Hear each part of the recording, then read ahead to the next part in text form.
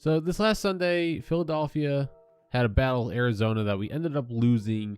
33-27 was the final score. And I know a lot of people are talking mostly about the Jalen Hurts and the Carson Wentz comparison. We're not really going to go into that in this video because if we do, we'll get sidetracked. There's a lot to talk about in that, a lot of discussion and ways to argue the better quarterback. We won't touch on that today. We'll save that for another video. Today, I wanted to give my opinion and what thoughts I have after watching what I did of the game. I was watching on NFL Red Zone. So we didn't get to see the whole game, but we got to see the more important parts. Now, I think we did a solid job, even though we didn't come away with a win, which is disappointing. The Cardinals are relatively decent this year. So a loss to them, I'm not going to, categorize as like terrible or, something bad to look upon, we only lost by 6 points, so we're in it. Touchdown and field goal would have won it, or extra point rather, and we were close to that. We didn't get it, but we had a chance, and I think right now that's what we need as a team, is chances to win, especially after beating the Saints the week before, which was really good. Shout outs to the defense for holding it down. The first topic I want to kind of dive into is our special teams and defensive play, and although we had some good moments on defense, the special teams lacked pretty good. Jake Elliott didn't miss a field goal or PAT as far as I'm aware. So that was good. However, our blocked punt in the first quarter really hurt. It set Arizona up, I think, on our 8-yard line, and it took them 2 plays for them to score a touchdown. That hurt a lot. I've seen a lot of missed tackles, but that's always been kind of like a Philadelphia thing. We've been struggling at tackling for a long time now. There was a couple of plays. I know Jalen Mills tried to take down, I want to say, their tight end with like one of those power shoulder charge to the lower body. Didn't work. And whoever caught the pass, I forget who it was. I think it was the tight end, but he ended up getting like a 30-yard, 40-yard gain on the play. Things like that happen quite a bit in Philadelphia, or they just try to wrap up and they just miss. That's kind of been our struggle for a while now, and it's still a thing. So we need to kind of clean that up. Just wrap people up, man. I'm sure it's difficult, but at the same time, I mean, the guys on that defense, you're in the NFL for a reason. You got to be able to do that kind of a thing. Another thing defensively, and this is more on Jim Schwartz and the coordination, I don't understand. At this point in the game, it's in the fourth quarter, 26-26, we're tied up. Why, I don't know, put a rookie man-on-man coverage against DeAndre Hopkins. The guy literally mossed 3 people to beat the Bills like 2 or 3 weeks ago. You're putting a rookie man-on-man, no safety help, by the way. What are you doing? Slay was hurt this game. I get it. You need to put your best, and I would have probably voted Coleman because he's got more experience, I think, with our secondary that we had healthy. If you're gonna man the man D-Hop, you got to put the most experienced player, which is why I'd probably vote Coleman. Secondly, give that person some help up top. Put a safety up there, man. Like, man coverage against DeAndre Hopkins, very few could probably do it. Like, I would probably say Jalen Ramsey, probably Darius Slay healthy, maybe Pat P. Like, actually, I'd like to see Pat P guard him like practice or something. Now I'm thinking about it. But like, there's not very many corners that can handle that responsibility, let alone a rookie. Like, I'm glad you have confidence in the guy, but in this situation, you need your best player against their best player. I just don't understand what they looked at for that situation to occur. Maybe I forgot our safety's name. But maybe he's fast and can keep up with him. I don't know. But the way that whole play came together, a back shoulder from Kyler, a great pass, and DeAndre Hopkins' skills, just, you can't outmatch it. And that gives them the game-winning touchdown, like, essentially. Like, and the stupid thing was, before that, I think They threw the ball away or something. They came back to the same exact play. It was the same exact coverage that we gave the play before. And I don't know, man. I just don't understand why you do that. It doesn't make any sense, like, logically. So that really, really irritated me as a fan. I just didn't understand it. And it was rough to watch, because it's like, you know, it's going to happen. Like when, you know, Kyler, D-Hop, their chemistry, they're not stupid. If they see the coverage that, you know, they're wanting, they're going to take advantage. And that's what they did.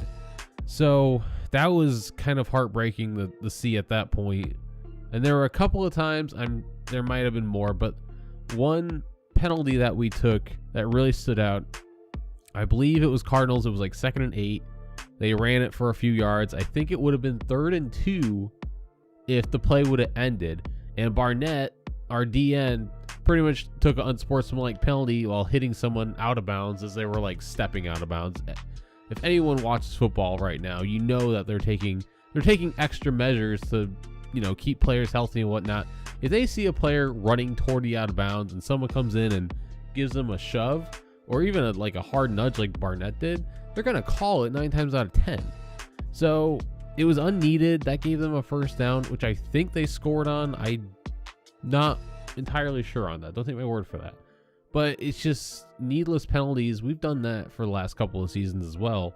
It's just take unnecessary penalties that hurt us. You know, if they don't score off that drive, then it's whatever. You can kind of like push it aside. But it shouldn't happen regardless whether they score or whether we stop them. Just shouldn't happen.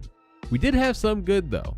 It wasn't all bad. We had 3 turnovers, and which led to 13 points. We did go for a 2-point conversion that we didn't get. I think another turnover we ended up punting, I believe. I think we punted the other turnover. So 2 out of 3 got points off.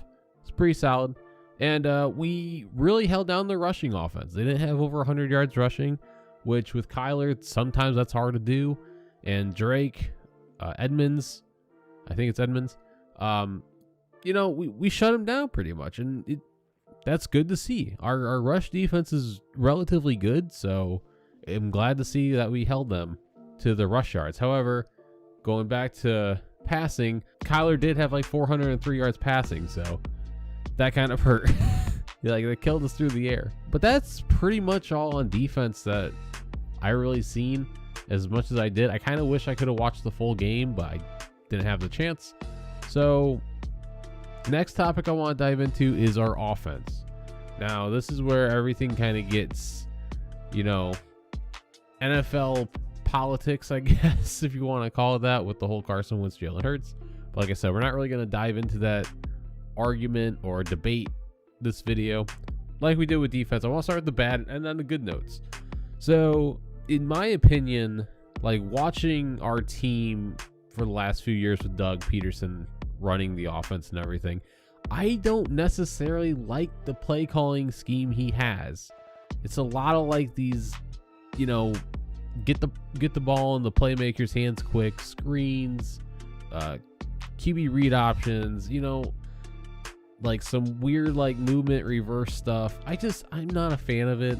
Like, I grew up with when I started getting into Philadelphia football, they had like McNabb, Westbrook, Reed was coaching. They had that whole West Coast style offense, which I still wish we had.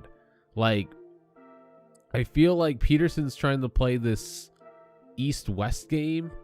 Like, even with passing, with the screens and stuff we run, I feel like we need to be more vertical down the field. I don't understand why we're running the plays we are, but I'm not the coach, obviously. Like, maybe there's something he's seeing that I'm not. I just don't understand, though. And I don't feel like we're running the ball enough. Like, if we take a look at the stats from this game, I mean, Sanders did have 17 attempts. Jalen Hurts had 11.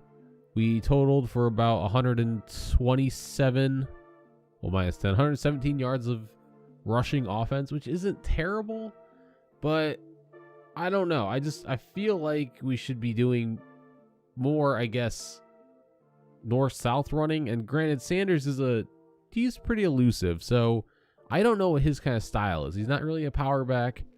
but he can show some speed and some good agility.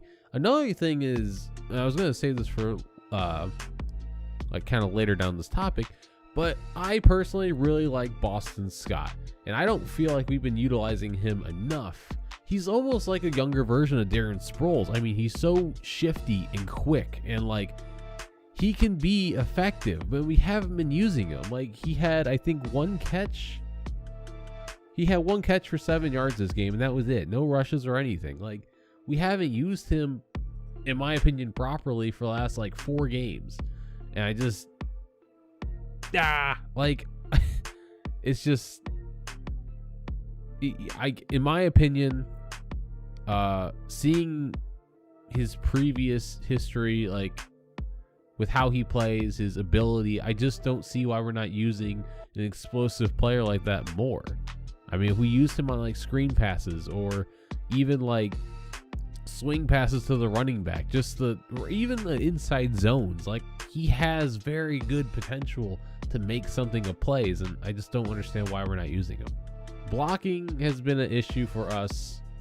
It feels like the last like 3 or 4 years, and it doesn't help that these players on our offensive line aren't staying healthy. Thank God we have Jason Kelsey, who hasn't feel like injured once throughout this whole thing.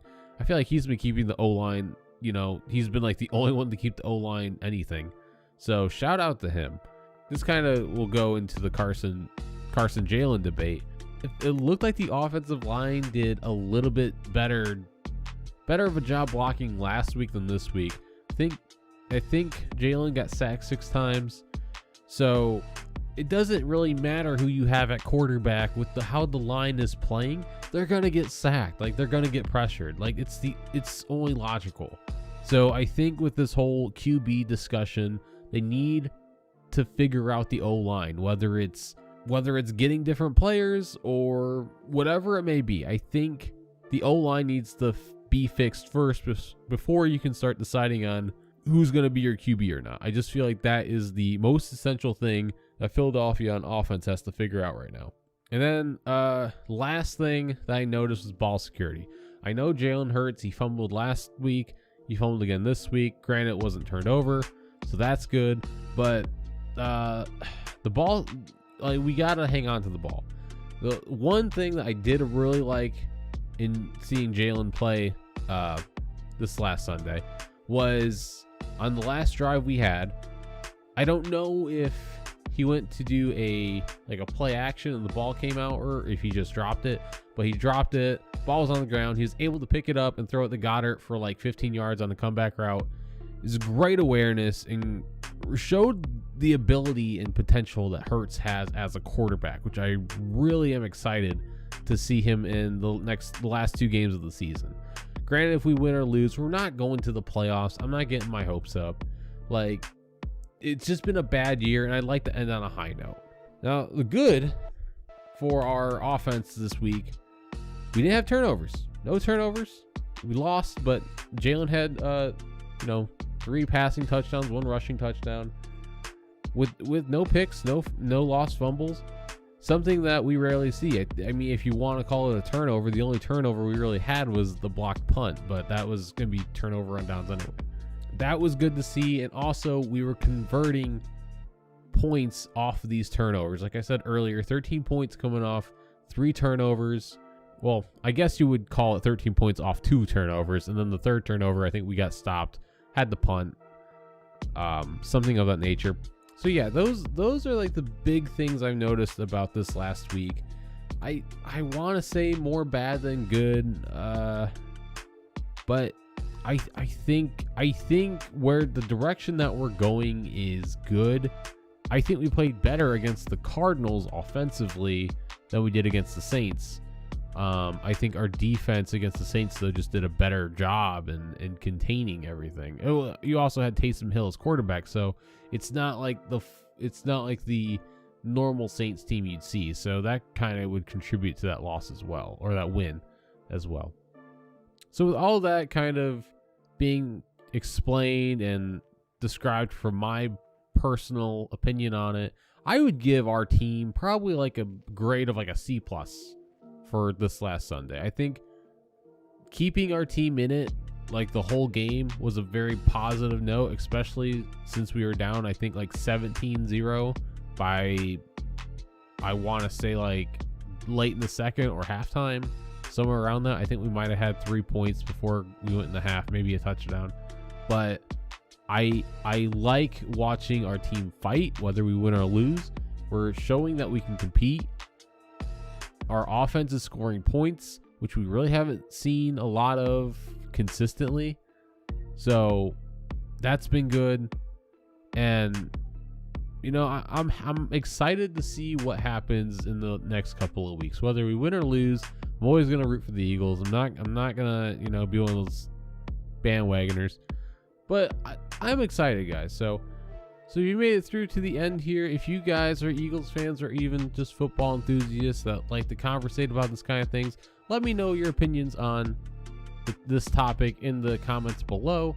And also, if you'd like to see more content on this channel, go ahead and subscribe and hit the bell so you're notified when the videos get published. So until next video, everybody, take care, stay safe, and we'll see you soon.